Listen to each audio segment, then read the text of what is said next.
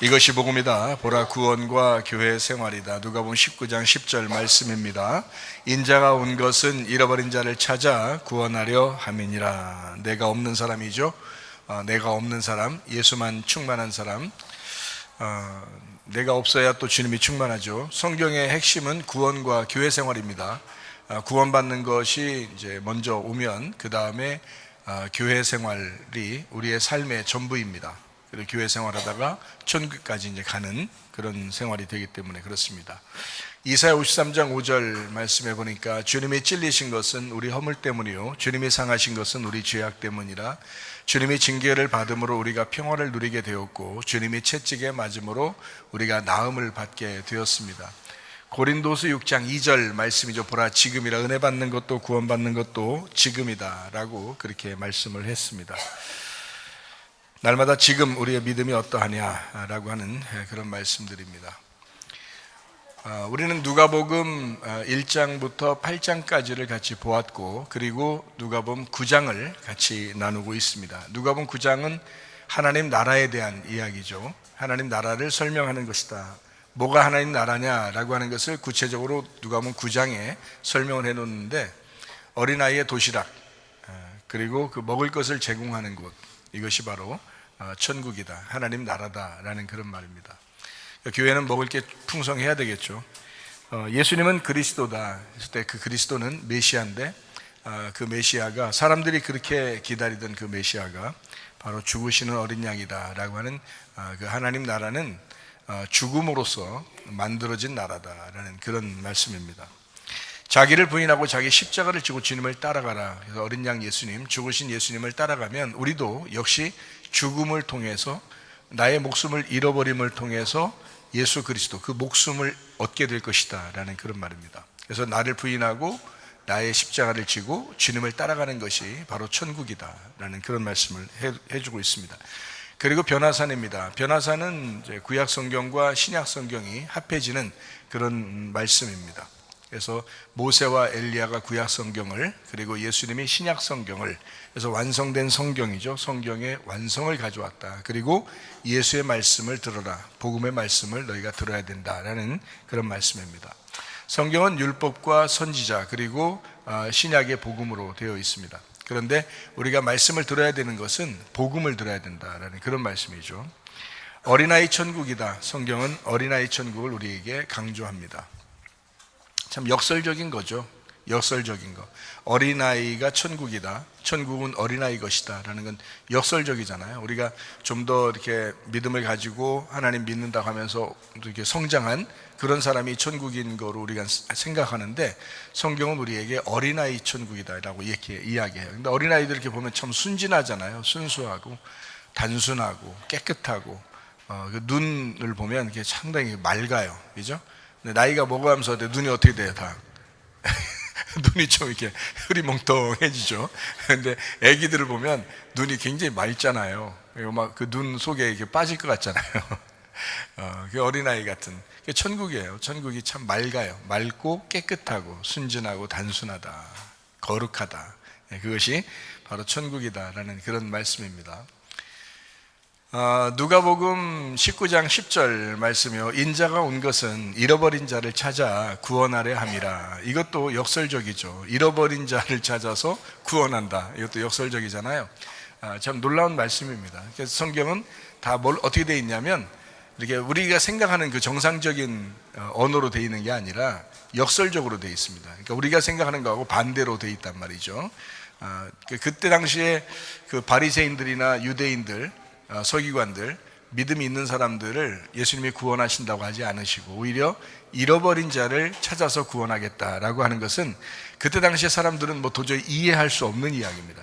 여러분과 저도 여기서 말씀을 들으니까 이해하려고 하는 거지, 사실 그때 당시의 사람으로 여러분이 살아간다면 도저히 이해 안 되는 그런 말씀이죠. 그때는 어느 정도냐면 부자가 천국 간다고 생각하는 사람들이에요. 그 사람들은.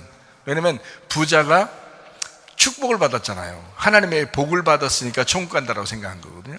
거지는 어떻게 해요? 병든 자, 거지, 장애자, 이런 사람들은 옛날 같으면 어때요? 저주를 받았다고 생각하거든요. 그러니까 복을 못 받았다. 이 사람들은 하나님에게 벌을 받았을 거야 라고 생각한 거예요. 그때 당시 사람들은. 그래서 그때 당시에 사람들이 이 사람들을 도저히 천국까지 못할 사람들, 그러니까 거지, 가난하고 장애를 가지고 이런 사람들은 도저히 구원받지 못한다고 생각한 거거든요. 근데 예수님이 와가지고 완전 반대로 얘기한 거예요. 가난한 사람이 천국 간다고 그러고요. 그리고 병든 자들을, 또 잃어버린 자를 주님이 찾아서 구원한다라고 얘기하니까 이건 완전히 그때 당시에는 반대 얘기를 한 거예요. 역설적인 얘기죠. 근데 이 사람들, 그러니까 잃어버린 자들이 생각할 때는 역설의 축복이죠. 그러니까 역설적인 것이 자기들에게는 축복으로 왔다는 거예요. 근데 이 말씀이 그때만 그러냐? 아니, 지금도 그렇다는 거예요. 지금도 똑같다는 거예요. 말씀은 똑같기 때문에 진리라는 거예요. 변경된 게 아닙니다.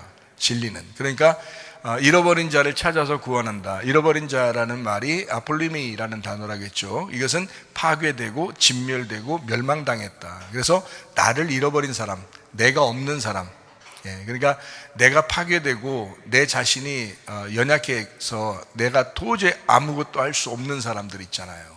내가 힘들어서 내가 아무것도 할 수 없을 때, 그때 하나님 앞에 말할 수도 없으니까, 기도하는 힘도 안 나오니까 막 엉엉 울고 이런 사람들 있잖아요. 그 하나님이 다 들어주십니다. 그렇게 할 때요. 그러니까 울기만 해도 하나님이 그거 다 알아봐요. 그래서 여러분 마음을 다 알아보신다고요. 그런 하나님이십니다. 그러니까 여러분이 마지막 때를 우리가 살아가고 있잖아요. 이 마지막 때를 살아간다는 것은 지금 시대가 아주 변화무쌍하다는 얘기입니다. 그렇죠? 마태복음 24장하고 누가복음 21장을 여러분이 잘 보면 전염병 같은 게 마지막 때에 나타나고, 전쟁이 나타나고, 이단들도 많아지고, 그리고 사람들이 그냥 탐욕적인 것이 점점 욕심이 많아지고, 다 그렇잖아요. 사랑이 식어지고, 그리고 폭력이 막 증가하고, 그리고 지진이 많이 나고, 이단들도 많아지고, 그리고 이스라엘 중심으로 해서 전쟁이 막 일어나고, 이렇게 이야기하죠. 그리고 성적인 타락, 폭력 이런 것들이 막 많아서 음란, 성적 타락 이런 것들이 많아지는 그런 시대. 누구나 핸드폰만 가지고 있으면 그것에 노출될 수밖에 없는 그런 시대를 우리가 살아가는, 이게 마지막 때예요. 한 30년 전만 해도 이런 게 있었나요? 그렇지 않죠. 지금 그렇단 말이에요. 지금.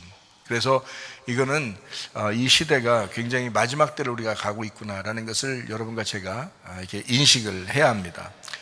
그리고 교회 핍박 이런 것들이 이제 많아지죠. 그래서 어떤 방법을 통해서라도 교회를 자꾸 이제 무너뜨리려고 하는 그런 세력들이 많아질 것이다 라고 하는, 여러분과 제가 그걸 알아야 되는 거죠. 전쟁도 이란, 터키, 러시아를 중심으로 해서 이게 가만히 이제 전쟁 나는 거를 양상을 보면, 그러면 마지막 때에 이렇게 되어지고 있구나라는 것을 알 수가 있다라는 것입니다. 이란이라고 하는 나라는 페르시아라는 나라예요. 이 페르시아라는 나라, 이것이 신약으로 말하면은 바리새인 같은 그런 역할을 하는 거죠. 그래서 뭔가 나누고 흩트고 깨뜨리고 이렇게 그런 역할들을 하는 나라가 바로 이란이라는 나라입니다. 그럼에도 불구하고 이란이라는 나라를 하나님께서 사랑하신다. 왜냐하면 지금 시대에 가장 기독교가 발달하는 나라가 바로 이란입니다. 그러니까 하나님께서 그 이란을 어떤 방법으로 이번에 역사하실까라는 것이 우리가 또 기독교인들은 주목을 해야 합니다.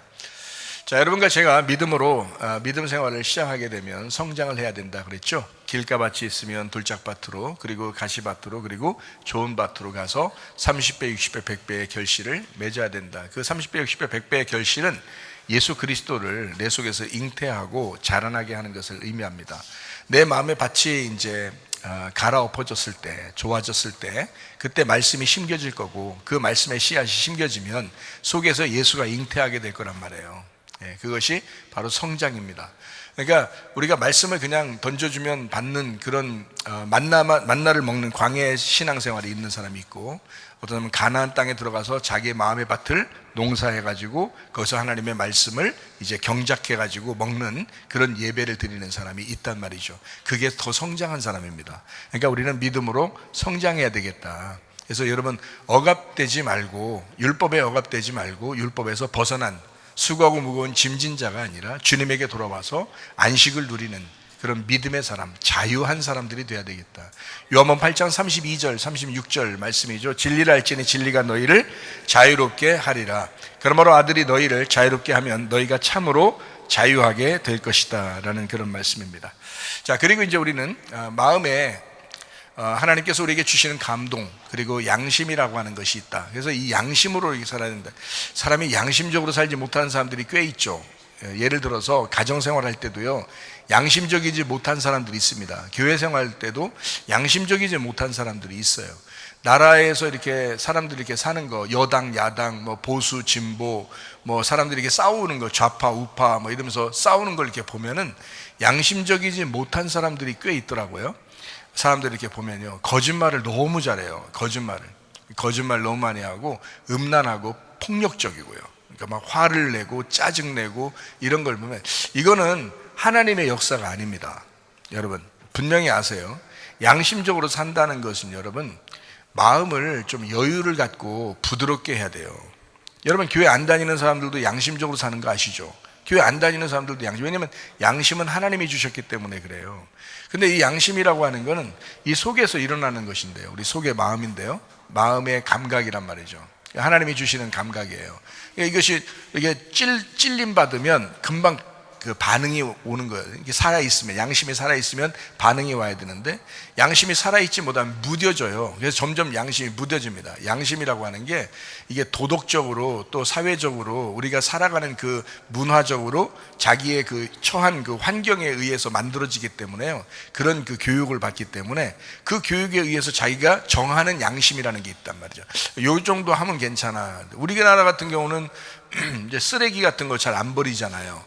그리고 물건 같은 거 어디에 이제 길거리 있으면 잘 이렇게 훔쳐가지도 않고 그런단 말이에요. 근데 어느 나라에 가면 물건이 있으면 뭐 놓는 즉시 훔쳐가기도 하고, 쓰레기는 뭐 그냥 막 맘대로 버리고, 음식물 쓰레기, 그냥 쓰레기를 우리나라는 이렇게 구분하잖아요. 그래서 음식물 쓰레기 따로 버리고, 그냥 쓰레기 따로 버리고, 재활용하는 종이나 플라스틱이나 뭐 이런 것들은 따로 버리거든요. 그런데 어느 나라는 종이, 플라스틱, 음식물 쓰레기, 그냥 쓰레기 이런 걸 다 합쳐서 그냥 다 함께 버려버려요. 그런 나라들도 있습니다. 거기는 그런 문화예요. 거기는 그 양심이 하나도 거리끼지 않죠. 근데 우리가 만약에 재활용하는 데다가 음식물을 갖다 뭐 김치 남았다 확 던져버리고 이러면 사람들이 이상하게 생각할 거 아닙니까? 왜냐면 우리는 우리나라의 양심이라는 게 있어요. 그러니까 우리나라에서 정한 교육, 문화, 생활이 있단 말이에요. 그걸 따라서 양심을 지키기 때문에 그렇습니다. 우리나라는 이제 부인, 아내를 한 명 두지만 다른 나라는 여러 명 두는 나라도 있단 말이에요. 어느 종교도 여러 명 두는 이제 종교도 있고요. 그 사람들은 제가 알기로는 그때 한번 미국에 있을 때 그 어느 교단, 이단이죠. 이단인데 그 교단에 그 부인 있는 거를 보니까 한 20명 가까이 됐어요. 그 사람 부인이, 한 사람 남편의 20명 부인이 서로 사이좋게 이렇게 지낸다고 하는 걸 이렇게 잡지 이런 책에 이렇게 나와서 신문에도 나오고 그랬어요. 그래서 그런 모습들을 볼 때 그 종교는 또 그렇게 하고 있거든요. 그게 하나도 그 사람들은 양심에 거리끼지 않아요. 왜냐하면 그게 당연하다고 생각을 한단 말이에요. 근데 우리나라 사람들이 보면 그 이상한 거예요. 이상한 행동이란 말이에요. 우리나라에서 만약에 그렇게 한다면 이건 뭐 그 동네에서 잡아 죽일 놈 되는 거죠. 그래서 큰일 나는 거죠. 그러니까 이게 양심은 각 나라마다 문화마다 서로 다르다. 이것을 우리가 이제 생각을 하게 되죠. 그러니까 이 양심이라고 하는 게 이 헬라어로요, 어떻게 보면 슈네이데시스라는 단어예요. 슈네이데시스. 근데 이 슈네이데시스가 어떤 단어냐면 쉰이라는 말하고 에이도라는 말의 합성어예요. 쉰이라는 말은 함께라는 말이고요. 그리고 에이도라는 것은 본다는 말이고 안다는 말이고 깨닫는다는 말입니다. 그래서 함께 깨닫는다, 함께 안다, 함께 이렇게 보게 됐다 말이거든요. 그러니까 여러분 양심이라는 건 여러분 누군가가 보니까 볼 때 이건 아니야 라고 하는 것이 자기의 양심도 그게 맞다는 거죠. 그래서 다른 사람이 볼 때 이건 아니야 라고 하는 것이 우리 양심에, 그러니까 함께 보고 있기 때문에 그렇습니다. 함께 보니까 이건 이렇게 해도 될 것 같아, 함께 보는데 이건 안 해야 될 것 같아 라고 하는 게 있잖아요. 그런 게 양심이라고요. 그래서 양심이라는 건 함께 본다는 거예요. 함께 알고 있다는 겁니다. 함께 깨닫고 있다는 겁니다. 그러니까 양심적으로 산다는 것은 바로 그런 의미인데요. 특별히 우리는 교회 다니는 사람들이잖아요. 예수 믿는 사람들이잖아요. 그러니까 우리는 하나님하고 함께 보고 있느냐라는 게 중요한 거고, 하나님과 함께 알고 있느냐, 하나님이 알고 있는 것을 내가 알아서 같이 하나님과 내가 깨닫는 것을 내가 행동하느냐, 그게 양심인 거죠. 우리에게 믿는 선한 양심인 거죠. 하나님이 보실 때에, 하나님과 내가 함께 볼 때에, 하나님과 내가 함께 알고 있는 그것을 내가 행동으로 옮기는, 그것을 양심이라고 이렇게 표현을 하는 것입니다. 그래서 우리는 진정한 양심, 이러려면요, 진정한 예배에 성공해야 된다. 영과 진리의 예배를 드려야 된다. 그래서 영과 진리의 예배를 드리면 어떤 예배를 드리는 것이냐, 영이신 말씀이신 하나님을 진리라는 말씀으로 깨닫는 것이다. 그래서 함께 깨닫는 거죠. 하나님 마음이 이런 거구나 라는 것을 함께 깨닫고 그 말씀대로 우리가 행동하는 거, 이거를 양심적이다, 또는 예배를 잘 드렸다, 영적 예배를 드렸다, 마음의 농사를 잘했다, 그렇죠.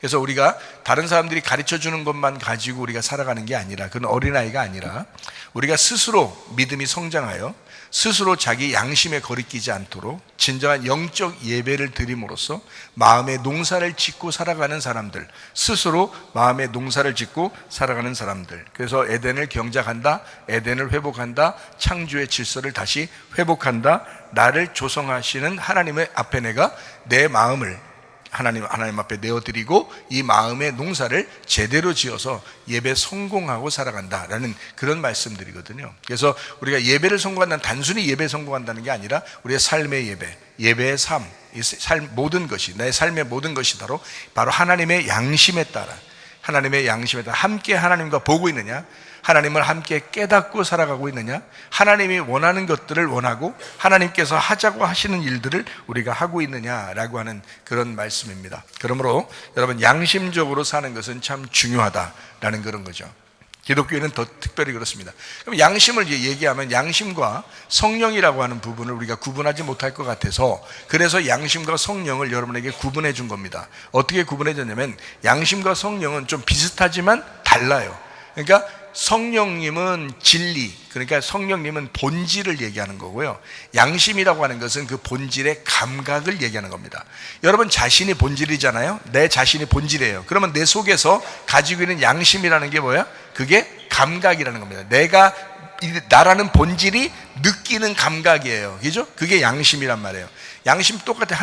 마찬가지. 하나님도 그 마음을 가지고 있는데, 하나님은 성령님이시고 그 성령님이신 하나님, 그 본질 안에 하나님의 마음이라는 게 있다. 그 감각, 느끼는 마음이 있다는 거죠. 그 마음을 우리에게 주셨는데, 주신 그 마음 안에 양심이라고 하는 것이 감각을 하고 있다. 우리 속에서 느끼고 있다는 거예요. 그래서 사람마다 이렇게 막 두근두근거리고 느끼고 막 이러잖아요. 그게 여러분 하나님이 주신 그 마음들이거든요. 그 마음 안에서 느끼는 그 감정이란 말입니다. 그래서 양심과 성령은 좀 달라서, 양심은 모든 사람들에게 하나님이 주신 거지만 성령님은 믿는 사람에게만 준 것입니다. 양심은 바뀔 수도 있고 변질될 수도 있고 교육 문화에 따라서 다르게 나타날 수도 있지만, 성령님은 어디에 있으나 무엇을 하나 성령님은 항상 똑같으십니다. 그러니까 하나님의 성령은 변질되지 않습니다. 바뀌지 않습니다. 문화에 따라서, 상황에 따라서 달라지지 않습니다. 하나님의 성령은 한번 들어오면 영원히 그 사람과 함께 동행합니다. 변함없이. 그래서 이 성령과 양심은 좀 달라요. 그래서 양심은 우리를 진리 가운데 인도하는 건 아니에요. 양심적으로 산다고 해서, 교회 다니지 않는데 양심적으로 산다고 해서 말씀으로 인도한다든지 이러진 않는단 말이죠. 양심적으로 사는 거죠. 감각이니까 느낌으로 사는 겁니다. 그런데 성령님은 우리를 진리 가운데 인도하신다. 그래서 우리 양심이라고 하는 것은요, 날마다 성령님 안에서 이 양심이라는 게 날마다 이렇게 우리 자신들이 조절 가능하다는 얘기예요. 단련해야 된다는 말입니다. 이렇게.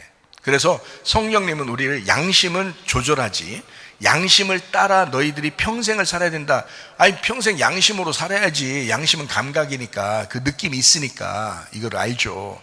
그런데 그것보다 훨씬 더 중요한 게 있는데, 그게 바로 성령님이라는 거예요. 성령님은 본질이잖아요. 하나님 본질. 그래서 양심의 뜻이 있느냐? 그럼 양심적으로는 괜찮은데 성령님이 지시하시는 게 있다는 거예요. 그러면 성령님의 지시를 따라야지 양심을 따라 사는 게 아니잖아요. 두 개가 같이 충돌되면 성령님을 따라 살아야지 양심을 따라 사는 게 아니란 말이에요. 이건 성령님께서 원하는 거란 말이에요. 예를 들어서 아브라함이 이삭을 드리게 돼요. 그러면 양심에 따라서는 어때요? 아들을 어떻게 드립니까? 하나님 그럴 수 있습니까? 양심에 따라서 볼 때 아버지가 어떻게 아들을 드립니까? 라고 하나님한테 따질 수 있는, 양심에 딱 따질 수 있는 거잖아요. 그런데 하나님 뭐라 그래요? 드려 그런단 말이에요. 그건 하나님의 뜻이란 말이에요. 성령님의 뜻. 왜? 너와 너의 아들을 통해서 죽음과 부활을 설명하려고 그래. 너와 너의 아들을 통해서. 그래서 이삭을 죽이라고 하는 것은 너의 죽음을 얘기하는 거야. 첫째 아담으로 나온 너를 죽이게 되는 거야. 죽이게 됐을 때 이 이삭을 다시 부활시킬 거야. 다시 살릴 거야. 그래서 이삭으로 너는 없어지고 이제 이삭으로 살게 만들 거야 라는, 그게 이제 하나님의 뜻이었거든요. 그러니까 성령님은 다소 양심이 이해하지 못하는 것들도 이행하신단 말이에요. 성령님은. 그러니까 여러분, 성령의 뜻이 어떠한가를 여러분이 기도하면서 성령님의 인도하심을 받고 살아가시기를 바랍니다. 이것이 이제 양심보다 훨씬 더 위에 있는 기관이기 때문에 그렇다. 그래서 성령님은 우리의 양심을 단련하신다. 자, 시편 26편 2절 말씀입니다.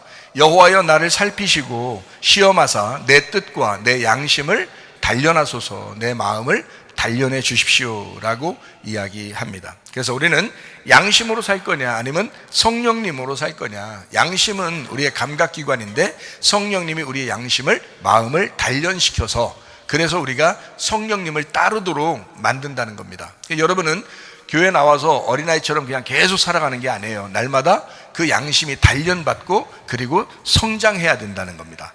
믿음이 성장해야 된다는 것은 우리가 어떻게 하면 말씀을 따라갈 수 있을까라고 하는 것이 계속 하나님이 그쪽으로 인도한다는 거죠. 진리 가운데 우리를 인도한다는 거죠. 그냥 너 있는 그대로를 내가 사랑할 거야. 그건 모든 사람을 사랑하시죠. 하나님이 양심을 주신 하나님은 모든 사람을 다 사랑하시죠. 그러나 하나님 뜻대로 네가 살아가야 돼 라고 하나님 우리에게 성령의 인도하심을 우리에게 준다는 겁니다. 성령의 인도하심 따라서 여러분이 살아가야 된다라고 할 때 여러분은 진짜 나의 양심을 그 성령님께 맡기고 있느냐 하는 거예요. 양심은 진리로 인도하는 게 아닙니다. 성령님이 우리를 진리 가운데 인도하신다. 요한복음 16장 13절 말씀입니다. 그러나 진리의 성령이 오시면 그가 너희를 모든 진리 가운데로 인도하시리니 그가 스스로 말하지 않고 오직 들은 것을 말하며 장래일을 너희에게 알리시리라. 진리의 성령이라 했어요. 거짓의 성령이 아닙니다. 진리의 성령입니다. 진리, 참되다는 말이에요. 참된 성령, 진리의 성령, 본질이에요. 진리, 본질입니다. 진리라는 성령이, 본질이 우리를 인도하시는데 너희를 진리로 인도한다. 예수님이라는 그 본질로 너를 인도할 것이다 라는 그런 말씀입니다. 히브리서 9장 14절 말씀입니다. 하물며 영원하신 성령으로 말미암아 흠없는 자기를 하나님께 드린 그리스도의 피가 어찌 너희 양심을 죽은 행실에서 깨끗하게 하고 살아계신 하나님을 섬기게 하지 못하겠느냐. 그래서 우리 양심을 깨끗하게 만드는 게 뭐냐? 그리스도의 피가 우리를 깨끗하게 만든다. 왜 그럴까요? 예수의 죽음입니다. 여러분, 모든 것이 다 여러분이 내가 잘했어 막 이렇게 여러분이 아무리 주장해도 말이에요, 예수의 피 딱 하면 그 예수의 피 밑에 다 그냥 굴복하게 돼 있죠. 왜냐하면 그분이 죽으셨잖아요. 나를 위해서 죽었다는 말은 끝냈단 말이에요. 완성했단 말이에요. 이미 그게 다 이루어졌단 말이죠. 그러니까 더 이상 거기에서는 말이 필요 없는 거예요. 말을 할 수가 없는 거예요. 왜? 나를 위해 죽으셨으니까. 이미 완성됐으니까. 끝이 났으니까. 더 이상 내가 없는 거죠. 그래서 예수 앞에 그 그리스도의 피 있으면 우리의 모든 것은 다 굴복할 수밖에 없다라는 그런 말이죠. 자, 양심적으로 사는 것 중요합니다. 그러나 성령의 인도함 따라 사는 것이 더 중요하다. 사람들 마음이 어떠면 염려 근심이 있다 그랬죠. 염려 근심이 있다고 하는 건요, 마음이 그럴 수 있어요. 염려 근심이 있을 수 있죠. 그런데 한없이 염려 근심이 있다는 것은 그거는 우리의 탐욕과 같습니다. 우상 숭배와 같습니다.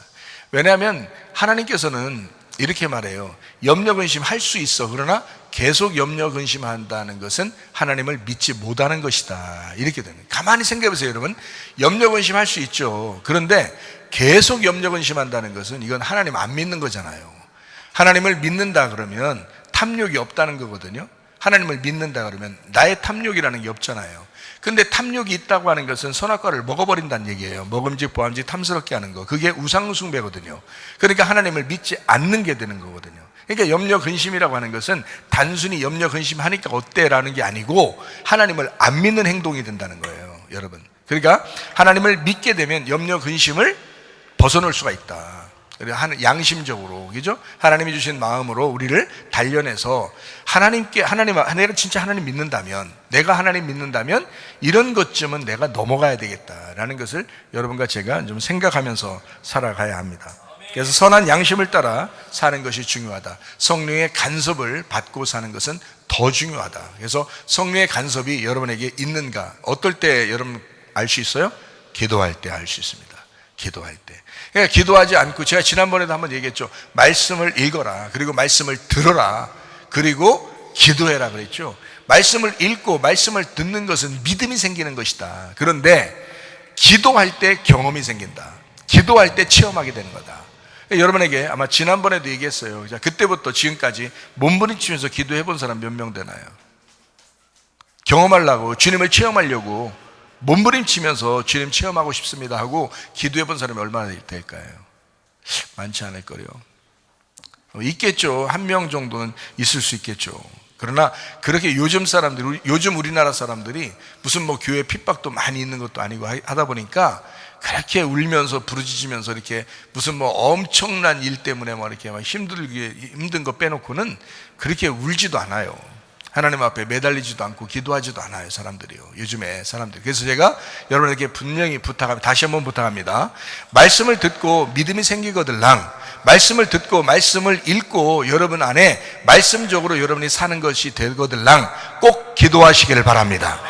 기도하셔야 체험이 생기는 거예요. 기도하셔야 경험이 생기는 거예요. 기도하지 않고서 주여 내가 주님을 경험하기로 합니다 하는 것은 다 거짓말이에요.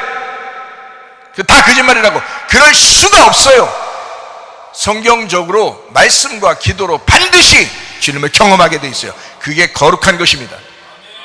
다른 방법으로는 우리가 거룩해지는 방법이 없어요, 여러분. 뭘로 거룩해질 건데, 여러분이? 뭘로 거룩해질 건데? 성경의 가르치면서 뭘로 거룩해질 건데요? 양심적으로 얘기해 보세요. 말씀과 기도예요.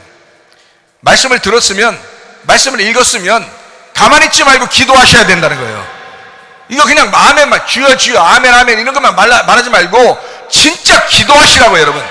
홀로 있을 때 기도하시라고요. 오히려 다른 사람 있지 않고 홀로 있을 때 기도하시라. 집에서 기도해도 좋아요. 그러나 홀로 있을 때 기도하시라고요. 여러분 마음에 꼭 슬픔이 와야지만 기도합니까? 여러분 마음속에 뭔가 문제 해결이 안 되는 거 막 이럴 때만 기도합니까? 괴로움이 막 있어야지만 기도합니까? 말씀을 읽고 말씀을 들었으니 그 말씀 안에 자기 자신을 투영해보고 자기 자신을 발견하고 기도하는 거예요. 내가 이런 존재구나. 내가 이런 존재일 수밖에 없구나. 주님을 따라가야지. 나를 부인하고 내 자신을 십자가를 치고 주님을 따라가야지. 어린 양 대신 예수 그리스도 그 피가 우리를 깨끗하게 만들 것이다, 여러분. 그러니까 우상 숭배하지 말고 탐욕적이지 말고 염려 근심으로 찌들어 살지 말고 주님을 믿으시기 바랍니다. 그리고 기도하시기를 바랍니다. 그럼 반드시 선한 양심을 따라 살게 돼 있고 하나님의 성령의 간섭하심을 받고 살게 돼 있다라는 그런 말씀입니다. 아시겠죠? 주님 오실 때까지 이런 양심의 마음을 가지고 이런 선한 양심으로 이런 성령의 인도함으로 사시다가 주님 만나시기를 바랍니다.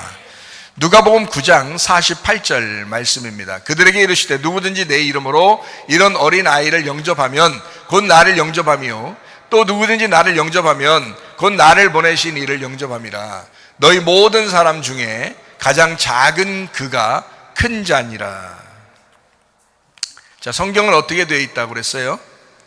역설적이라 그랬죠. 역설의 축복이다. 그게 성경이다. 하나님 말씀은 역설적으로 되어 있습니다. 제가 오늘 여러분에게 이 역설적인 것을 설명해 주려고 합니다. 지금 예수님께서 말씀하시는 거예요. 작은 자가 큰 자다. 큰 자가 작은 자다.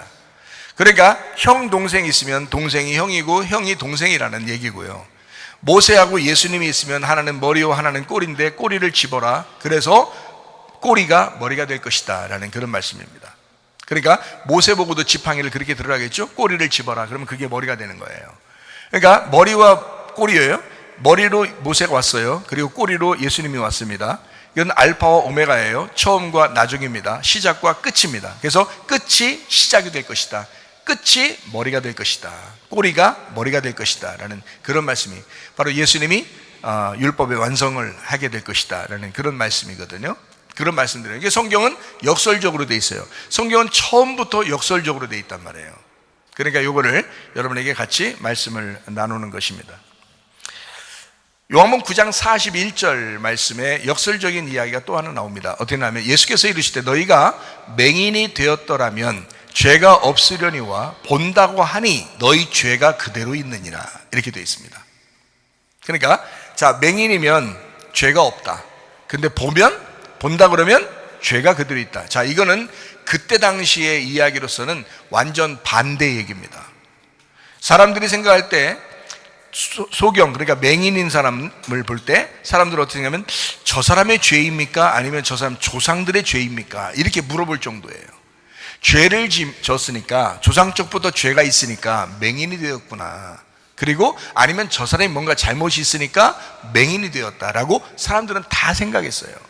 예수님한테 다 그렇게 물어봤죠. 그랬더니 예수님께서 뭐라고 그러냐면 저 사람의 죄가 아니다. 저 사람 조상의 죄도 아니다. 하나님의 영광을 위해서 맹인이 된 것이다 라고 이야기한 거예요. 그리고 예수님은 눈을 다 낮게 하고 하는 얘기입니다. 뭐라고 하냐면 니네가 맹인이라 그러면 너희는 죄가 없는데 너네가 본다고 그러니까 너희 죄가 그대로 있다라고 얘기해요. 참 놀랍죠. 그러니까 겉으로 보게 되면 죄가 그대로 있는 거고요. 겉으로 안 보이게 되면 그러면 죄가 없다는 얘기예요. 그죠? 그럼 반대로 얘기해 보세요. 겉으로 안 보이면 죄가 없는 거고요. 겉으로 보이면 죄가 있는 겁니다. 그죠? 겉으로 보이면. 그러면 반대로 어떻게 돼요? 영적으로 보게 되면 어때요? 영적으로 보게 되면 죄가 없는 거예요. 영적으로 못 보면요, 죄가 있는 거예요. 이게 무슨 말인지 알아요? 예수님은 지금 반대로 보고 있단 말이에요. 지금 영적인 눈으로 보고 있단 말이에요. 겉으로 보는 거하고 반대로 보는 게 지금 이렇게 차이가 나는 거예요. 그러니까 완전 역설적인 이야기. 소경은 죄가 없다, 눈을 뜬 자가 죄가 있다 라고 이야기하는 거예요. 완전히 반대 이야기를 하는 것입니다. 자, 자기가 죄인이라고 고백하면, 자기가 어둠이라고 고백하면 의로우신 빛이 우리에게 찾아온다라는 말이에요. 잃어버린 자라고 하면 그러면 주님이 찾아서 구원하신다라는 그런 말이고요. 자, 우리는 육체입니다. 그러므로 인정하고, 내가 육체입니다 인정하고 말씀이 되신 주님을 만나서 따라가야 된다라는 거예요. 나는 육체입니다. 나를 인정. 나는 어둠입니다. 내가 빛이 없습니다. 빛이 중요합니다. 내가 빛을 구합니다. 내가 어둠입니다. 나는 죄인입니다. 나는 육체입니다. 나는 죄인입니다. 그러면 말씀을 따라가게 돼 있는 거죠. 말씀이 오게 돼 있고요. 그죠? 자, 우리는 사망입니다. 그러니까 사망이라는 걸 만약에 인정을 하게 되면 뭐가 오게 돼요? 생명이 따라오게 되는 거예요. 내가 육체입니다 라고 하면 말씀이 따라오는 거고요. 내가 죄인입니다 그러면 주님이 오시는 거고요. 내가 잃어버렸습니다 그럼 주님이 찾아오시고요. 내가 소경입니다 그러면 주님의 빛이 내게 찾아오는 거고요. 내가 사망입니다 그러면 주님께서 생명이 오시는 거예요. 그죠? 생명이신 주님이 반대니까 오신단 말이에요. 자, 내가 어둠입니다 그러면 빛 대신 예수님이 찾아오게 되고, 그 빛 대신 예수님이 찾아오면 그러면 이제 주님 그 빛을 따라가면 되는 거죠. 사도 바울이 구원받기 전에 율법에 의해서 사람들을 죽였습니다. 기독교인들을 죽였는데 길에서 이제 빛을 만났어요. 예수님이라는 빛을 만났어요. 그러니까 자기가 어떻다는 것을 알게 됐어요. 원래 자기는 눈을 뜬 자였습니다. 눈을 뜬 자, 그러니까 이 세상에서 눈을 뜬 자였어요. 눈을 떠서 율법에 눈을 떠가지고 사람들을 죽였거든요. 그런데 예수님을 만나니까 자기 눈 뜬 게 어떤 거가 됐어요? 소경이 돼버렸어요. 예수님을 만나니까 자기가 소경임을 깨달았어요. 아, 내가 눈 뜬 게 아니라 죄인이었구나, 내가 어둠이었구나라는 걸 예수님 만나니까 알게 됐단 말이에요. 이해가 돼요? 그러니까 이제 그 다음에 이제 뭐 누굴 따라가겠어요? 자, 율법을 따라가겠어요? 뭐 어둠을 따라가겠어요? 빛이란 예수님을 따라가겠어요? 빛이신 예수님을, 그 진리를 따라가게 돼 있다는 거지. 그죠? 내가 어둠입니다라는 것을 인정하게 될 때 이제 아나니아를 통해서 눈을 뜨게 만들어요. 그리고 주님의 빛을 따라가게 만들죠. 이제 자기가 어둠이라고 인정하니까, 자, 우리가 거짓입니다라고 인정하게 되면 그러면 뭐가 오겠어요? 내가 거짓이니까 진리가 오겠죠. 나 거짓입니다 하면 진리가 오는 거예요. 내가 오라, 내가 진리야 이러면 진리가 안 오죠. 내가 거짓이다 그럴 때 진리가 찾아오죠. 그럼 진리가 찾아오게 되면 진리의 성령이 우리를 진리 가운데 인도하시면 우리가 그 진리를 따라가는 거죠. 이제 내가 거짓이었는데, 내가 어둠이었었는데, 눈을 감았었는데 이제 진리를 발견했단 말이에요. 진리가 왔단 말이에요, 내게. 그러니까 그 진리를 따라간다는 거지. 역설적이란 말이에요. 우리가 짐승입니다, 그리고 그걸 인정하게 되면, 내가 짐승입니다라는 걸 인정하게 되면 누가 와요? 짐승의 반대가 뭐예요? 어린 양이죠. 어린 양이 찾아오신다는 거지. 내가 짐승입니다 그러면 어린 양이 찾아오게 되고, 내가 짐승인 내가 어린 양을 따라가게 되는 거지 이제. 그러면은 그 나를 위해서 죽으신 어린 양을 내가 따라가게 된다. 그러니까 보세요, 우리 자신들은 교회 나와서 나는 괜찮은 사람이다라고 생각해야 하나님이 좋아하실 줄 안다는 거예요. 사람들이 내가 양심적이고 괜찮게 살았다 그래야 하나님이 좋아하실 것 같아 라고 그렇게 생각을 하고 살아간다고요. 근데 성경은 어때요? 반대로 돼 있다고 그랬잖아요. 그러니까 우리 뭐라 그래? 너 어둠이라는 거 인정해라는 거야. 그죠? 우리 성경을 배울 때마다, 우리 말씀을 들을 때마다 우리는 어떤 걸 깨달아요? 내가 죄인이구나, 내가 소경이구나, 내가 어둠이구나, 내가 사망이구나, 내가 빛이 없는 자이구나. 그래서 이거를 자꾸 자기 자신을 발견하라고 얘기하는 거잖아요. 자기 자신을 발견하는 게 성경이에요. 그래서 자기 자신을 완전히 발견하게 되면 예수 그리스도를 붙들고 죽게 돼 있어요. 이해가 돼요? 그러면 내가 없어지는 거잖아요. 그럼 내가 없어지면 첫째 아담이라는 태어난 내가 없어지는 거예요. 태어난 내가 없어지는 걸 회개라고 그러고요, 태어난 내가 없어지는 걸 첫째 아담이 죽었다라고 얘기하는 거고요, 태어난 내가 없어지는 걸 본토 친척 아비집을 떠났다라고 얘기하는 거예요. 태어난 내가 죽었다라고 하는 것을 육체가 사라졌다라고 얘기하는 거예요. 그리고 말씀을 따라가게 되었다, 말씀을 따라가게 되었다, 빛을 따라가게 되었다라는 그런 얘기거든요. 수고하고 무거운 짐을 지고 막 살았어요. 그래서 그러면서 우리는 잘났다고 사도 바울이 구원받기 전에 그 모습처럼 살았어요. 근데 어느 날 주님을 만나니까 이런 빛은 다 가짜였다는 걸 깨달았어. 내가 어둠이었구나, 내가 소경이었구나, 아무것도 몰랐었구나, 하나님과 함께 보는 게 아니었고 나 혼자 보는 사람이었구나, 내가 죄인이었구나 라는 걸 깨닫는 거죠. 그때 주님이 나타나셔서 우리를 인도하시나, 진짜 빛으로 인도하신다는 겁니다. 나 자신을 발견하는 것이 하나님 말씀입니다. 하나님 말씀은 다른 사람 발견하라고 있는 것이 아니에요. 자기를 발견하라고 하는 거예요. 자기를 돌아보라는 것입니다. 내가 어떠한 인간임을 돌아보라는 거예요. 내가 사망이구나, 내가 어둠이구나, 내가 죄인이구나, 내가 짐승이구나 라는 것을 깨달으라는 것입니다. 그런 말씀을 우리에게 주시는 거예요. 네가 육체야, 너는 본토 친척 아비집을 떠나야 돼, 너의 땅의 운명, 너의 태어난 것을 다 떠나야 돼 라고 하는 것이 말씀입니다. 하나님 말씀은요, 요한복음 1장에 우리에게 뭐라고 강조하냐면 말씀, 생명, 빛, 진리, 어린 양 되신 예수님을 따라가야 된다라고 얘기합니다. 말씀, 생명, 빛, 진리, 어린 양, 그러니까 뭐예요? 말씀의 반대가 육체죠. 그러니까 육체를 버리고 오라는 얘기고요, 그죠? 생명 대신 예수님 따라가라 그랬으니까 사망을 버리고 오라는 얘기예요.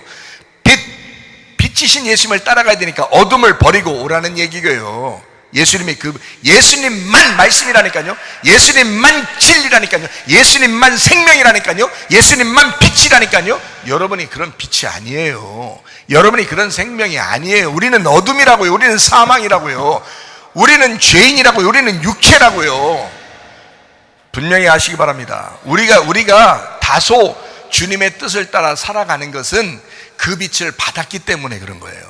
그 빛을 받았기 때문에. 나는 여전히 육체인데, 나는 여전히 사망인데, 나는 여전히 어둠 가운데 있는데 그 주님, 빛 대신 주님을 만났다는 거지. 그래서 그 빛을 자랑하는 거예요. 그 빛을 자랑하는 거예요. 내 속에서 나를 자랑하는 게 아니라 나의 힘과 권력과 명예와 돈을 자랑하는 게 아니라 예수를 자랑하기 시작하는 거예요. 예수님이 그렇게 하셨다, 예수님이 그렇게 하셨다, 이런 경험을 어떻게 할 수 있느냐? 기도해야 할 수 있는 거예요. 기도하시라 이 말이야. 기도하셔야 그 주님을 경험한다는 것입니다. 말씀을 들으면 뭐예요? 주여 주여 하면 뭐예요? 아멘 하면 뭐예요? 자기가 경험하지 않았으면, 자기 것이 안 되면 아무 소용없는 거예요. 여러분 기도하시기 바랍니다. 혼자 있을 때 얼마나 좋은 시간이냐 이 말이에요. 기도해야 돼요. 기도하셔서 주님을 경험하셔야 된다.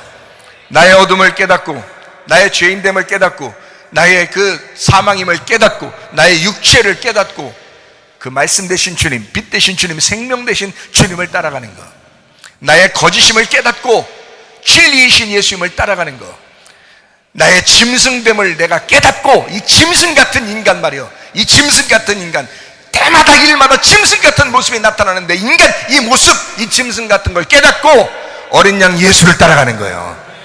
그게 요한복음 1장의 핵심 내용입니다.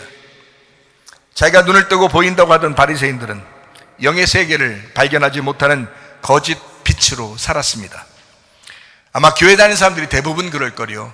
예수 그리스도의 빛을 발견하지 못하고, 진짜 말씀을 깨닫지 못하고, 그냥 막 목사라고 해서, 전도사라고 해서, 장로라고 해서, 집사라고 해서, 권사라고 해서, 그냥 성도라고 해서 그렇게 살아가는 사람이 얼마나 많습니까?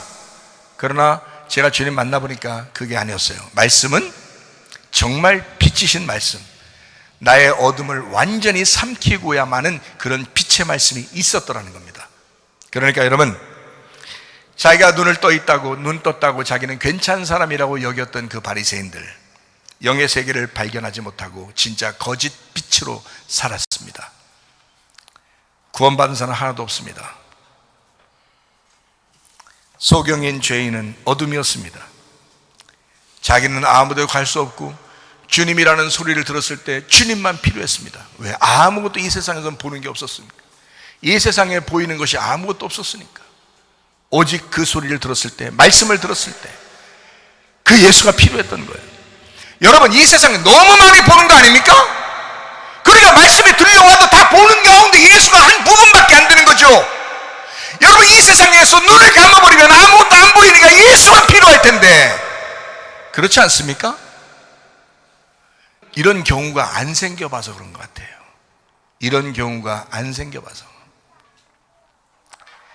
여러분, 이 세상에 보이는 거 너무 많아요. 여러분이 그 중에 예수도 하나 보는 거야. 그러니 예수가 보이겠냐고. 이 소경은 아무것도 보이지 않았어요. 아무것도 이 세상에 보는 것이 없었습니다. 그러니까 예수라는 소리만 들으니까, 예수라는 소리만 들려도, 오 예수여, 예수여, 난 당신이 필요합니다. 당신만 필요합니다. 내 눈을 뜨게 해주십시오. 부자 되게 해달라고 하는 것도 아니었습니다. 잘 살게 해달라는 것도 아니었습니다. 지식을 많이 달라고 하는 것도 아니었습니다. 명예를 달라고 하는 것도 아니었습니다. 이 세상 사는 동안에 뭐 부족함이 없이 좀 살게 해달라고 하는 것도 아니었습니다. 눈 좀 뜨게 해주세요. 눈만 떴으면 좋겠습니다. 난 당신을 보고 싶습니다. 여러분, 이거 놀라운 거 아닙니까? 저는 한때 그런 적이 있었습니다. 제가 회개할 때, 하나님, 내가 하나님을 몰랐으니 하나님을 알고 싶습니다. 하나님을 알려주십시오. 그 하나님만 알게 되면 모든 게 다 괜찮겠더라고요. 나는 하나님 한 분만 알면 다 괜찮겠더라고요. 여러분, 이 세상에 있는 거 뭐 구하지 않았습니다. 저도 하나님을 알고 싶습니다. 하나님을 보고 싶습니다. 주님을 보고 싶습니다. 주님을 알고 싶습니다. 하나님 말씀을 그래서 깨닫게 해주시더라고요.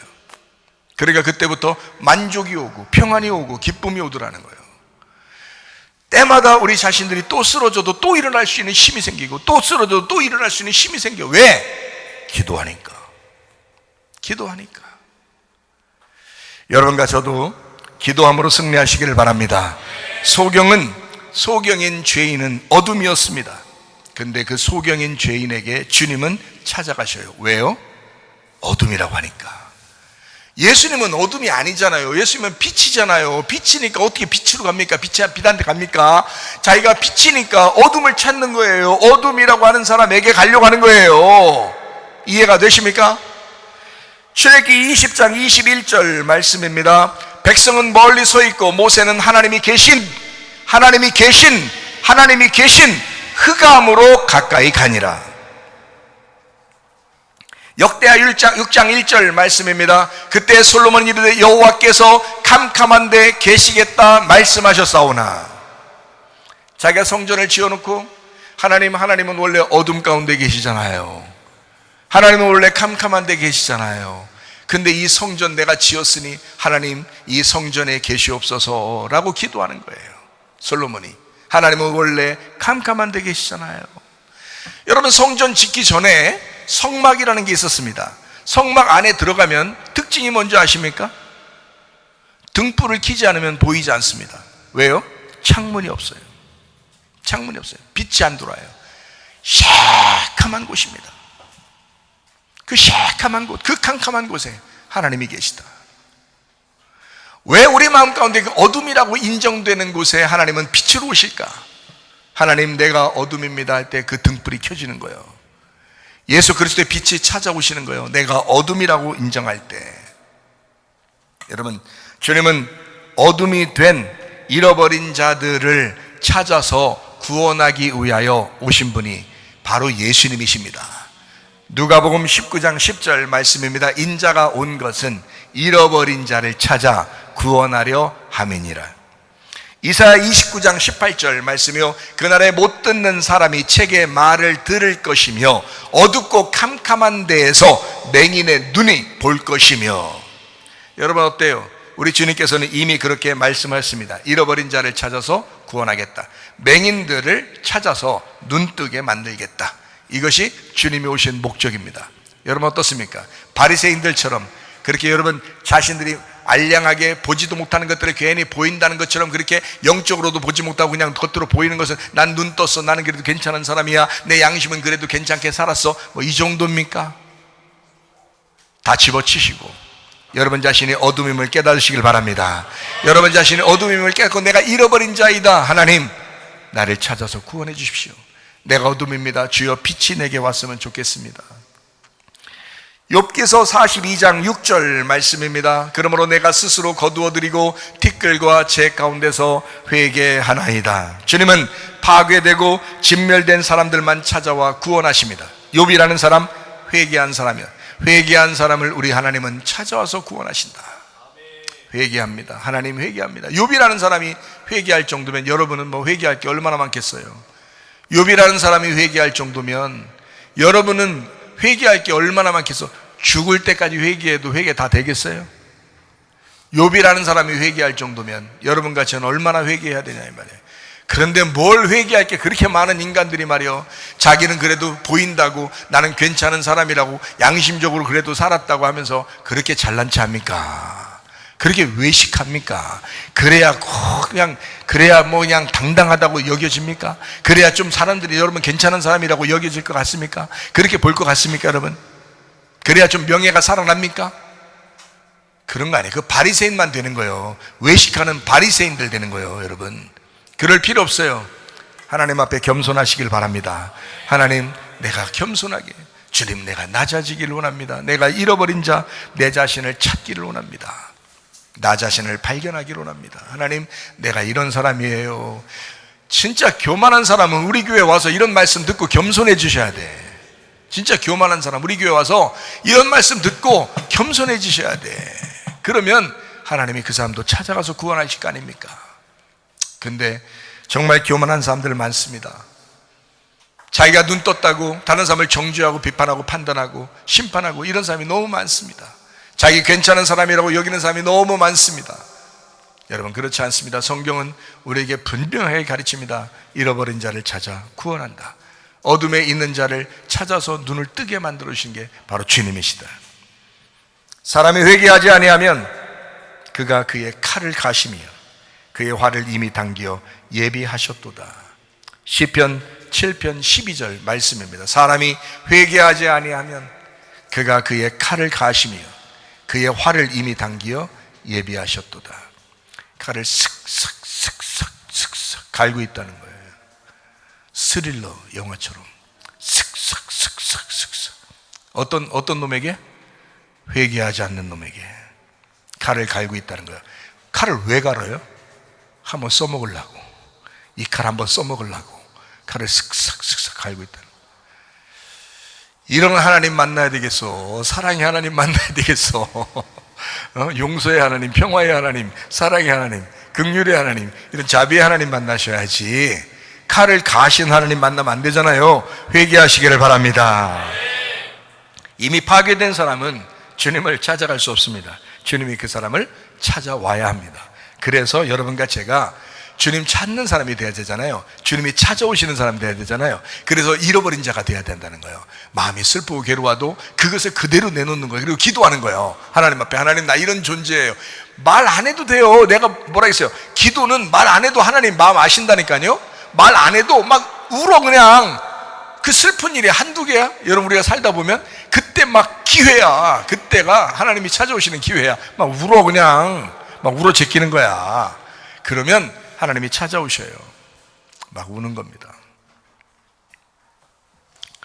그게 예배예요. 그게 요한복음 4장 23절 24절 말씀이요, 아버지께 참되게 예배하는 자들은 영과 진리로 예배할 때가 오나니 곧 이때라. 아버지께서는 자기에게 이렇게 예배하는 자들을 찾으시느니라. 하나님은 영이시니 예배하는 자가 영과 진리로 예배할지니라. 하나님이 찾는 사람 어떤 사람이요? 잃어버린 사람. 하나님 찾는 사람 어떤 사람이요? 예배하는 사람. 어떻게 예배하는 사람? 영과 진리로 예배하는 사람. 영과 말씀이 되신 하나님을 진리로 깨닫는 예배, 이것이 내가 무너지는 예배란 말이에요. 여러분, 진리를 몰랐을 때는, 거짓으로만 살 때는, 진리를 몰랐을 때는, 어둠으로만 살 때는, 빛을 몰랐을 때는, 여러분, 그랬을 때는 자기 자신이 다 최고인 줄 알죠. 그런데 빛을 발견해요. 진리를 발견해요. 그러면 자기 자신이 어떻다는 걸 알게 돼요. 아하, 내가 어둠이었구나. 내가 아무것도 모르는 자였구나 라는 걸 깨닫게 되죠. 그래서 진리로 깨닫고 예배드리라는 거예요, 하나님이. 그러면 너 자신을 알 거 아니냐 이거지. 그래서 우리 자신이 파괴되는 것, 진정한 예배 드리는 것, 그러면 우리 자신이 무너지게 된다. 진짜 예배, 진짜 진리의 말씀이 여러분 속에 들어오면요, 여러분 무너집니다. 여러분 자신이 무너집니다. 말씀 들었잖아요? 기도하셔요. 기도하시라고. 그러면 주님 만납니다, 여러분. 기도해서 주님 만나는 사람 되게 많잖아요. 근데 왜 여러분 기도해서 주님 만나는 거? 경험을 좀 하셔야지. 체험하셔야지. 그렇잖아요? 주님이 원하는 제사는 상한 심령입니다. 상한 눈물입니다. 그래서 눈물을 흘리는 거예요. 그냥 뭐라고 막 얘기하는 게 아니라 그냥 상심한 눈물이요. 그게 하나님 앞에 진정한 제사요. 그게 예배요. 시편 51편 17절 말씀입니다. 하나님께서 구하시는 제사는 상한 심령이라. 하나님이여, 상하고 통회하는 마음을 주께서 멸시하지 아니하시리이다. 어때요? 말 많이 하는 것보다 어떻게 하라고요? 울어 제끼는 거라고요. 울어 제끼는 거라고. 하나님이 그 사람을 멸시하지 않을 것이다. 울면서 우는 아이를 여러분 부모가 멸시하는 거 봤습니까? 그렇지 않아요. 울면서 우는 아이, 그 불쌍히 여기고 긍휼을 베풀잖아요. 하나님도 마찬가지예요. 울면서 우는 아이를 그냥 멸시하지 않는다. 하나님이 구하시는 제사는 상한 심령이라. 시편 126편 5절 말씀입니다. 눈물을 흘리며 씨를 뿌리는 자는 기쁨으로 거두리로다. 참 놀랍죠. 주님이 찾는 사람, 어떤 사람이요? 잃어버린 사람. 주님이 찾는 사람, 소경이요. 주님이 찾는 사람, 애통한 사람. 주님이 찾는 사람, 고통받는 사람. 예수님과 동시대 살고 있었던 바리새인들, 주님이 찾아가서 구원하지 않았습니다. 역설적으로 그 당시에 모든 사람이 죄인으로 알고 있었던 그 소경, 주님은 죄 없다고 선포하셨습니다. 요한복음 9장에 나와 있는 말씀입니다. 오히려 어둠을 사랑하고 어둠에 찾아와서 구원의 빛을 전달하시는 분이 바로 우리 하나님이셨습니다. 여러분 보세요. 이것은 역설적인 축복입니다. 역설의 축복. 하나님은 오히려 여러분 자신이 스스로 자기 자신을 뭔가 있다고, 하나님이 날 만날 수 올 거라고 생각하는 사람들은 오히려 만나지 못합니다. 그러나 내가 없다고, 나는 도저히 하나님 만날 수 없는 사람일 거라고 그렇게 생각하는 그 한 사람을 하나님은 찾으신다. 그리고 그 한 사람의 예배를 주님 받으실 것이다. 놀라운 이야기입니다. 어둠을 사랑하신 주님, 어둠에게 찾아와 구원의 빛을 전달하시는 주님이시다. 진리를 깨달은 참된 예배자는 애통한 사람입니다. 애통한 사람, 그 사람이 진리의 예배자다. 여기에 역설적인 애통한 자가 나옵니다. 요한복음 16장 19절부터 22절까지 말씀입니다. 예수께서 그 묻고자 함을 아시고 이르시되, 내 말이 조금 있으면 나를 보지 못하겠고 또 조금 있으면 나를 보리라 함으로 서로 문의하느냐. 내가 진실로 진실로 너희에게 이르노니 너희는 곡하고 애통하겠으나 세상은 기뻐하리라. 너희는 근심하겠으나 너희 근심이 도리어 기쁨이 되리라.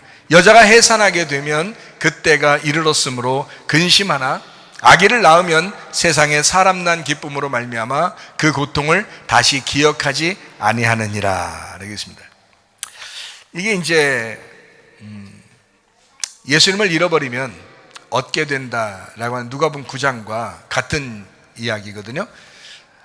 너희가 예수님을 잃어버리면 다시 얻게 될 것이다. 너희 목숨과 같은 예수님을 잃어버리면 너희는 다시 얻게 될 것이다. 너희가 그것을 얻으면 너희는 빼앗기게 될 것이다. 이런 말씀, 역설적인 말씀인데요. 예수님을 빼앗긴 자는 여기 요한복음 16장에 보니까 예수님을 빼앗긴 사람은 곡하고 애통하고 근심 가운데 고통받는 자이다. 주님이 함께 지켜보시는 사람들, 주님이 함께 지켜보는 사람들, 주님의 십자가를 경험한 자들, 주님을 빼앗긴 자들. 참 역설적이죠? 무슨 말인가? 좀 더 들어봐야 되겠죠? 자기의 목숨과 동일한 예수님을 잃어버리면 얻을 것이다. 예수님이 십자가 못 박혀 돌아가실 때 예수님을 우리가 빼앗기는 거잖아요. 그죠? 예수님 십자가 못 박혀 돌아가시는 건 우리에게서 예수님을 빼앗기는 거잖아요. 그러면 다시 얻게 될 것이다, 이런 말이에요. 자, 제가 여러분에게 뭘 얘기하려고 그랬냐면 역설의 축복을 얘기하려고 그런 거예요. 그러니까 성경은 역설적으로 돼 있다라는 걸 얘기하는데 무슨 말이냐면 반대로 돼 있다는 겁니다. 반대로. 그래서 그 얘기를 여러분에게 설명한 거예요. 그러니까 소경이 죄가 없고 눈을 뜬 사람이 죄가 있다. 자, 성경은 그렇게 돼 있기 때문에 사람들이 이해를 못한다. 성경을 겉으로 읽어도 이해 못하는 게 바로 반대로 돼 있기 때문에 그런 것이다 라는 그런 말이죠. 그래서 그 선악과를 먹고 난 다음에 생명나무를 하나님이 지키게 하는데 두루도는 불칼로 그룹들이 지키게 하거든요. 지식의 천사들이죠, 그룹들이. 그래서 지식의 천사들이 이 생명나무를 지키게 되는데 두루도는 불칼이라고 했어요. 불칼이라는 것은 심판을 의미하는 거거든요. 불칼, 율법, 심판을 의미하는데 그 불칼을 가지고 두루돈다 해서 이 두루돈다는 말이 하파크라는 단어예요. 이 하파크라는 단어는 뭐냐면 거꾸로 돌게 돼 있다는 뜻입니다. 그러니까 생명나무가 정상적인 게 아니라 거꾸로 돼 있다는 뜻이에요. 거꾸로 돼 있다. 그래서 성경 말씀을 이렇게 우리에게 주시잖아요. 이게 거꾸로 이해하게 돼 있어요. 왜냐하면 자, 거기서 뭐라고 얘기하냐면 하나님께서 창세기 3장에 두루도는 불칼을 줬다 했을 때 그때 하나님 뭐라고 그러냐면 사람들이 아담과 하와 이후에 후손들이 생명나무를 먹고 영생할까 봐 그렇게 한다 그랬어요. 그 말은 뭐냐면요, 이 성경을 거꾸로 해놔야 이해를 못하게 돼 있기 때문에 그런 거예요. 거꾸로 안 해놓으면 이걸 먹고 그냥 이해하고 영생하잖아. 그러면 안 되지. 그러니까 말씀을 봐도 모르게 만들고 들어도 깨닫지 못하게 만들어 놓는 거예요. 이게 왜 그렇게 말하느냐? 하나님의 말씀은 거꾸로 되게 만들어 놔서 하늘에서 이 땅에 내려온다고, 이 땅에 내려와서 구원해야 되잖아요. 예수님이 하늘에서 이 땅에 내려와 구원해야 되잖아요. 이게 어떻게 된 거예요? 이게 바른 거예요? 거꾸로 된 거예요? 거꾸로 된 거죠. 땅에서 하늘로 올라가야지 그게 올바른 거지. 그렇잖아요?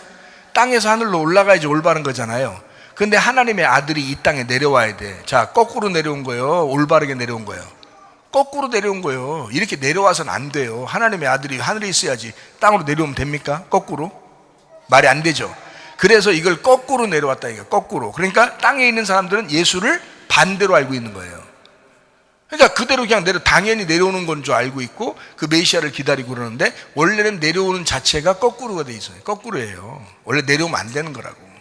원래 내려오면 안 되는 거라고. 그래야 그게 올바른 말씀이라고요. 그게 하나님 말씀이. 근데 내려오니까 어떻게 돼? 거꾸로 내려온 거니까 거꾸로 만들어놔야 된단 말이에요. 말씀을 거꾸로 만들어놔야 된단 말이에요. 그래서 이 거꾸로 된 거를 먼저 깨달은 자들이 사명자로 사람들에게 이 거꾸로 되어 있다는 말씀을 설명해 주는 거예요. 그게 목사들이라고요.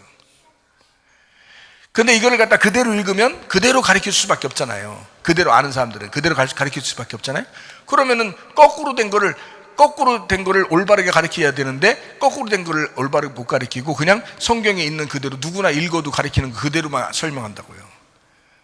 그건 누가 못해요? 그게 선악과인데. 그게 선악과예요. 사람들이 다 먹을 수 있는 선악과. 근데 생명나무는 안 그래요. 거꾸로 돌게 만들어놨어요. 생명나무는 하늘에서 이 땅에 내려와야 돼요. 그래서 내려오는, 거꾸로 내려온 거기 때문에 인간들이 볼 때 이해가 안 되게 돼 있어요. 그래서 눈을 감은 자가 눈 떴다고 얘기하는 거고, 하늘에서 볼 때는, 이 땅에서 눈이 뜬 사람은 하늘에서 볼 때는 소경인 거예요. 이해가요? 그러니까 하늘에서 볼 때 이 땅에서 눈 감은 사람은, 소경은 눈 뜬 사람이요. 이 땅에 아무것도 안 보고 있으니까, 이 땅에 아무것도 안 보이고 있으니까. 그러니까 이 사람은 하늘나라에서 눈 뜬 사람으로 여긴단 말이에요. 근데 이 땅에서 눈을 뜬 사람은 하늘에서 볼 때는 얘는 지금 세상을 다 보고 있으니까 하늘을 못 보고 있는 거예요. 그래서 소경인 거예요, 이 사람이. 이렇게 만들어놨어요, 성경을. 그러니까 이게 역설적이라고요. 이게 이제 요 말씀도, 요한복음 16장에 있는 말씀도 역설적으로 써 있단 말이죠. 그래서 예수님을 빼앗긴 자는 곡하고 애통해서 근심 가운데 고통받는 자다. 주님과 함께 지켜보는 사람들이다. 이 사람들, 주님의 십자가를 경험한 사람들. 이 사람들은 주님의 십자가를 경험했으니까 어때요? 마음이 괴롭죠, 고통스럽죠. 주님의 십자가를 보니까. 그러니까 십자가, 어떻게, 십자가에 달려 돌아가실 때 나로부터 어떻게, 내 목숨이 빼앗기는 것 같잖아요. 내 목숨과 같은 예수님을 빼앗기는 거잖아. 그죠? 예수를 따르니까, 예수를 따라오는 사람이니까, 예수가 십자가 못 박혀 돌아가시면 어떻게 되겠어요? 곡하고 애통하고 고통스럽죠. 이해가 돼요? 그러니까 주님이 십자가 못 박혀 돌아가실 때 자기는 고통스럽단 말이에요. 뭔 말인가 알겠어요? 자기의 목숨과 동일한 예수님을 잃어버릴 때 그것을 다시 얻게 될 것이다. 잃어버리면 그 다음에 다시 얻게 될 것이다. 잃어버리고 고통스러운, 그 고통스러운 사람들, 그 어둠 가운데 있는, 고통 가운데 괴로워하는 사람들에게 주님은 찾아오시죠. 부활해서 찾아오신단 말이에요. 이해가 돼요? 그러니까 부활해서 찾아오시잖아. 내가 지금 그 죽음과 같이 갔으니까, 같이 죽었으니까. 그죠? 예수님만 죽은 게 아니라 예수님의 그 십자가의 죽음 때문에 내가 고통스러워하면 내가 같이 죽는 거잖아요. 뭔 말인가 알겠어요? 근데 예수님의 그 죽음에서 내가 고통스럽지 않다면, 별로 그 느낌이 없다면, 너는 십자가의 예수를 모르는 사람이요. 너는 네 목숨을 얻은 사람이요. 그러니까 그것을 어느 날 넌 잃어버릴 것이다. 그 목숨을 잃어버릴 것이다. 이렇게 되는 거예요. 그런데 예수를 내가 잃어버렸다는 사실을 깨닫고 너무 고통스러워서, 내가 어둠임을 깨닫고 내가 죄인임을 깨달아서 너무 고통스러워 근심 가운데 있으면 주님이 다시 그 목숨 같은 예수님을 다시 돌아오게 만든다고, 우리 속에 부활시킨다고. 그 말이라고요, 이 말이. 그래서 여러분, 자기의 목숨과 동일한 예수님을 잃어버리면 얻게 될 것이다. 반대로 예수님을 십자가에 죽이는 자는 어떤 사람이었느냐? 잘 생각해요. 예수님을 십자가에 죽이는 자는 어떤 사람이냐? 그 사람들은 기뻐한다고 했습니다. 예수를 십자가 못 박으면서 기뻐한다 그랬습니다. 근데 그들 모두에게 결말이 아직 오지 않았어요. 그렇죠? 결말은 죽음에서 나타나는 게 아니라 부활에서 나타나는 거예요. 그래서 죽음과 부활이 하나인데, 죽음이 결말이 아니라 부활이 결말이다. 그래서 죽음이 우리의 결말이 아니고 부활이 결말이다. 자, 생각해봐요. 십자가의 주님을 빼앗긴 사람은 부활의 주님을 만날 때 기뻐할 것이다 라고 하는 겁니다. 자, 또 얘기해요. 십자가의 주님을 죽음으로 빼앗은 자는 어때요? 십자가의 주님을 죽음으로 빼앗은 자는 부활의 주님을 만날 때 반대로 곡하고 애통하고 근심 가운데 고통받는 자가 될 것이다. 여러분, 어떤 사람 되길 원하십니까? 역설의 축복입니다. 지금의 고통이 마지막이 아닙니다. 지금의 십자가가 마지막이 아닙니다. 주님이 부활하셔서 오실 때, 그때가 결말입니다. 그리스도인들의 결말은 아직 이르지 않았습니다. 예수의 죽음이 부활로 나타날 때, 그때 결말이 오는 겁니다. 역설의 축복. 예수를 십자가에 잃어버린다고 생각했던 사람, 그래서 그것 때문에 내 마음이 고통스러워하는 사람, 그 어둠 가운데 있는 우리를 부활하셔서 그 빛이 우리에게 찾아오신다. 역설적인 축복이죠. 그러나 예수를 죽이면서 막 기뻐했던, 좋아했던 그 사람들은 예수가 빛으로 찾아오실 때 자기들은 빛으로 예수를 죽였다고 생각해서 자기들에게는 다시 어둠이 찾아오게 되는 것이다. 그래서 곡하고 애통하고 고통스럽게 될 것이다. 우리에게 결말 아직 이르지 않았다. 예수 그리스도가 우리에게 오실 때 그때가 결말이다. 우리가 기도해야 할 이유입니다. 그래서 우리는 늘 기도합니다. 부활의 주님을 경험하는 날 우리의 전세는 완전히 역전될 것입니다. 역전의 주님, 역전시키시는 주님, 하나님의 놀라운 역사 여러분의 가정에 또 여러분 마음 가운데 이루어지기를 바랍니다. 우리 한번 기도하겠습니다. 하나님 아버지의 사랑과 은혜를 감사드립니다. 하나님, 역설의 축복이 우리 가운데 있습니다. 하나님 아버지, 주님의 눈으로 보게 하옵소서. 주님의 귀로 듣게 도와주시옵소서. 성령의 교회들에게 하시는 말씀을 귀 있는 자들이 듣게 도와주옵소서. 하나님 아버지, 예수 그리스도의 십자가에 함께 동참한 자, 예수 그리스도의 십자가에서 부활을 경험한 자, 하나님 그런 자가 우리가 되게 도와주옵소서. 하나님, 역설의 축복이 우리 가정에 임하기를 원합니다. 하나님, 우리 나라와 민족에게 임하기를 원합니다. 하나님, 우리 자신들을 잘 발견하여 예수 그리스도 어린 양 되신 예수님을 따라가다가 주님 만나게 하옵소서. 예수님 귀하신 이름 받들어 기도 올리옵나이다. 아멘. 주님 감사합니다. 우리 하나님 아버지 인도하시고 사랑하심을 감사합니다. 우리 하나님 도와주옵소서. 우리 한 목소리를 기도하고 가지고 하나님 앞에 기도합니다. 하나님, 주님께서는 이렇게 성경을 반대로 써놨는데 하나님, 우리가 예수를 제대로 깨닫게 도와주옵소서. 주님의 빛을 제대로 발견하게 도와주옵소서. 우리 자신의 어둠임을 깨닫게 하옵소서. 우리가 사망임을 깨닫게 하옵소서. 우리의 육체임을 깨닫게 도와주옵소서. 말씀을 만나게 하옵소서. 빛을 만나게 하옵소서. 주의 생명을 만나게 하옵소서. 두 손을 펴고 기도합니다. 우리 하나님 아버지 인도하시고 사랑하심을 감사합니다. 주 뜻대로 살다가 주님 만나게 도와주옵소서. 우리 하나님 아버지 말씀이신 예수님을 발견합니다. 우리 하나님 역사의 축복 되시는 예수님을 발견합니다. 하나님, 예수 그리스도의 십자가에 함께 동참하여 같이 주님의 죽음과 부활의 아버지 귀환을 경험하는 주의 놀라운 사람들이 다 되게 도와 주시옵소서. 하나님, 몸이 연약해서 예배드릴 때 지장받은 사람 있습니까? 하나님 몸을 찾아가 주셔서 이 시간에 주님 만져주시고 머리끝에 발까지 하나님 만져주셔서 치유하실 줄로 믿습니다. 영과 몸이 건강하여 하나님 앞에 예배드리다가 주님 만나게 도와 주시옵소서. 하나님 말씀 주님을 공부하심에 감사합니다. 평생에 우리 하나님 아버지로 잃어버린 자를 찾아서 구원하실 우리 주님 앞에 하나님 아버지 오직 역설적인 축복의 예수님 우리에게 찾아와 주셔서 고통받는 우리들, 하나님 죽음 가운데 있는 우리들, 아직 결말이 이르지 않은 우리들에게 주의 부활의 빛이 임하게 하옵소서. 하나님 인도하시고 사랑하심을 믿습니다.